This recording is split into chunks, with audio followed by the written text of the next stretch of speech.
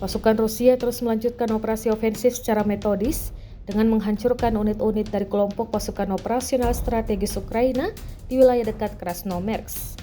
Rekaman momen serangannya diunggah di Telegram pada Rabu 23 April 2025. Rekaman epik dari garis depan memperlihatkan momen-momen dramatis ketika posisi angkatan bersenjata Ukraina dihantam oleh serangan artileri presisi tinggi dan rudal Rusia. Ledakan dahsyat mengguncang titik-titik pertahanan lawan, menimbulkan kehancuran signifikan terhadap sistem pertahanan mereka.